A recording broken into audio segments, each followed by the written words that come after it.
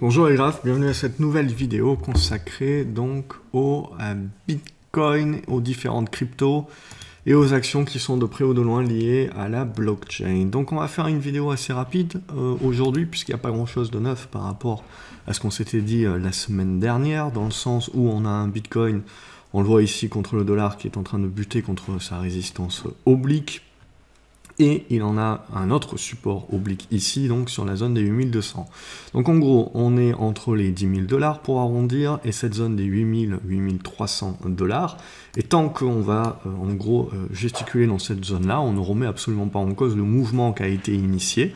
Et donc on a une consolidation, congestion qui est en train de se mettre en place. Donc si on la casse par le haut, évidemment, on mettra une nouvelle louche haussière, une nouvelle jambe haussière. Et pour moi, comme la semaine dernière, comme je vous disais, de toute façon, tant qu'on va être au-dessus des 8000, 8200 $, on va rester très positif. Et donc dans une congestion qui va se mettre en place ici dans la figure, et on attendra derrière la sortie pour la suite des événements. Au niveau du Bitcoin euro, c'est exactement la même chose. On peut ajuster un petit peu l'oblique ici pour la faire un petit peu plus passer par les sommets des 9200 €. Et la zone de soutien sur la zone des 7500 €. Et donc pareil que pour le Bitcoin $. Au niveau des actions qui sont de près ou de loin liées au Bitcoin, à la blockchain au sens général, mais un petit peu à la spéculation, on a Bitcoin Group CO, donc qui est coté en Allemagne, qui est en train de faire son pullback. Donc on a une bonne zone d'action là, sur la zone des 26-27 €, qui peut être une bonne relance, évidemment. Évidemment, ça peut toujours être un petit peu profond, donc ça peut être toujours intéressant de se garder une épuisette pour la zone des 25 €. Ensuite, on a, Overstock, ça va falloir la laisser respirer plus longtemps. Ça sert trop à rien d'en parler pour le moment, tant qu'elle ne respire pas un petit peu plus. On a Riot, pareil, il a poussé à continuer, hein, donc la semaine dernière. Et donc là, une nouvelle fois, on a une nouvelle respiration qui est en train de se mettre en place. Là aussi, voilà, mis à part vous dire, c'est haussier, ça va faire une congestion, et puis derrière, ça peut casser par le bas ou casser par le haut. On verra la suite d'une construction un peu plus moyen terme plus tard. Il y avait Marathon aussi, non pas le Litecoin, on fera plus tard. Marathon également, pareil, hein, qui va devoir un petit peu souffler, construire, congestionner. Mais le premier pic est passé. Et derrière, Blockchain Group, qui est coté sur Euronext, qui est venu chercher la résistance oblique, et là aussi en train de respirer. On voit tenir une zone support sur la zone des 26 centimes d'euros. Et du coup, on va rester plutôt positif sur cette action, au-dessus de cette zone des 25 centimes d'euros. Pareil, une congestion qui est certainement en train de se mettre en place. Et puis, à un moment donné ou à un autre, ça sera intéressant de casser cette zone des 33-35 centimes d'euros pour initier un retournement beaucoup plus long terme. Donc voilà un petit peu au niveau des actions ce qu'on pouvait dire. Au niveau du BAT, je pense qu'il n'y a pas grand-chose de neuf à dire. Hein. C'est comme le Bitcoin, hein. Maintenant, c'est de la congestion-construction qui est en train de se mettre en place, et il va falloir laisser vivre un petit peu pour voir un petit peu le reste, comment ça va se mettre en place. Sur le Bitcoin Cash, c'est pareil, on reste dans la même figure qu'on avait initiée la semaine dernière. Hein. Donc voilà, tant qu'on est là, c'est plutôt une neutralisation. Ça casse par le bas, c'est pas bon. Ça casse par le haut, vous avez votre signal. Au niveau de Cardano, c'est la même idée, sauf que là, c'est toujours bien positif. Je resterai positif au-dessus des 470, hein. Donc au-dessus de cette zone ici, là, qui a un bon niveau de support à court terme. Au niveau du Cosmos, pas grand chose de plus à se dire. Là aussi, ça demande un petit peu à travailler. Il y a DPW Holding qui est une action, et on voit elle n'a pas très bien réagi, enfin elle n'a pas du tout réagi même. Donc voilà, ça, par rapport à des Riot, à Marathon, etc., Bitcoin Group CO en France ou Blockchain, ça réagit beaucoup plus. Ça n'a pas trop réagi, donc bon, on peut toujours tenter éventuellement un rattrapage spéculatif au-dessus des 1,30 $, 1,44 $, 45 $, mais voilà, si ça n'a pas trop bougé là, en règle générale, je trouve que c'est un petit peu faible, donc je laisse tomber. Digital Cash, donc Dash, il faudra repasser la zone des 85 $, sinon c'est en train de construire également. EOS, c'est la même idée, il faut essayer de casser cette zone des 3 $.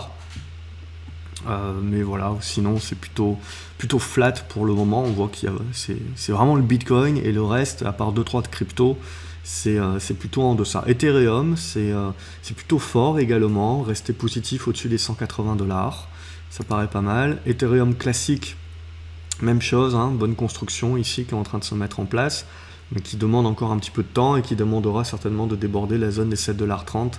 7,50 $ pour initier une relance. Tiens, j'avais oublié Grayscale Bitcoin aussi, donc qui est plutôt l'équivalent d'un fonds qui suit un petit peu plus le Bitcoin. Donc là aussi, construction qui est en train de se mettre en place. On est sous l'oblique descendante de long terme. Donc voilà, ça va se jouer là. Donc à la capacité de pouvoir tenir cette zone des soutiens là sur la zone des 10 $ et casser cette zone des 12 $ à un moment donné pour initier une relance qui aidera, ce qui sera catalysé évidemment par le Bitcoin et ce qui aidera certainement d'autres cryptos à se relancer. Donc c'est ça qu'il va falloir observer dorénavant. Et on rentre en plein dedans. Au niveau de Horizon, c'est pareil, c'est plutôt le dépassement des 6,40 $ qui va devenir intéressant. IOTA, voilà, de la construction également à ce stade-là. Pas grand-chose, pas de squeeze, pas de congestion encore. Litecoin, il faudra repasser au-dessus des 50 $. Le Monero, c'est plutôt pas mal. Il y a une bonne tenue tant qu'on va tenir la zone des 59-60 $. Au niveau du Neo, c'est pareil, il faut la laisser respirer un petit peu pour nous construire quelque chose et avoir une congestion. Le Nano, c'est en train de faire une bonne poussée au-dessus des 65 centimes de dollars, on va rester plutôt positif. Au MySgo, pareil, donc il y a eu la poussée. Je pense qu'on avait parlé la semaine dernière qu'il y avait ces poussées éventuellement qui pouvaient se faire. Sur un petit peu les dernières en mode rattrapage. Donc du coup, les anciennes zones de résistance deviennent support, hein, donc aux alentours de cette zone des 75-80. Le Qtum également, ça ressemble pas mal au MySgo, mais elle n'est pas encore partie, donc il faudra déborder, vous voyez, cette zone des 1,70. Éventuellement, si on croit au rebond. Le Ripple, pareillement, il faudra essayer de déborder cette zone des 21 à 22 centimes de dollars pour essayer de lancer les hostilités. Le Stellar, il est venu chercher la résistance oblique, maintenant il est en train de congestionner. Il y a cette zone ici hein, sur les 550 qui est assez intéressante à pouvoir tenir. Et derrière, qu'est-ce qu'on a d'autre? On a le Tezos qui est dans une construction également, donc avec une bonne zone sur la zone des 2,30 $ qui est une zone de soutien. Le Tronix, c'est la même idée, hop, on est en train de construire, congestionner dans cette zone-là, on est coincé, vous voyez, entre cette zone-là des 12 ou 13 centimes de centimes et les 16. Donc il faudra déborder d'un côté ou de l'autre pour partir. Wave, c'est toujours la même chose, il faut déborder les 1,20. Et Zcash, c'est la même idée, on est en train de tenter de déborder les 50 $. On reste plutôt positif au-dessus des 40 $. Voilà, je n'ai pas trop nettoyé mes graphiques, mais c'est l'idée. Donc vous l'avez vu, il reste encore peut-être, il y a quelques crypto-monnaies qui peuvent tirer leur épingle du jeu, mais globalement parlant, là, on est en train maintenant de construire, congestionner. Il va falloir attendre de savoir si on en sort par le haut, si on en sort par le bas. Et on commentera ça certainement la semaine prochaine. On verra s'il y a eu du changement. Voilà. J'espère que vous avez apprécié la vidéo. N'hésitez pas à mettre un pouce en l'air si tel est le cas, à la partager également. Je vous retrouve dans les commentaires pour savoir ce que vous en pensez, quels sont les cryptos que vous suivez, le Bitcoin, quels sont les niveaux que vous suivez éventuellement, et si vous pensez que ça va partir par le haut ou par le bas éventuellement. Et du coup, voilà, il ne me reste plus qu'à vous souhaiter une bonne journée, à vous dire à la prochaine vidéo, et je vous retrouve dans les commentaires. Salut les graphes.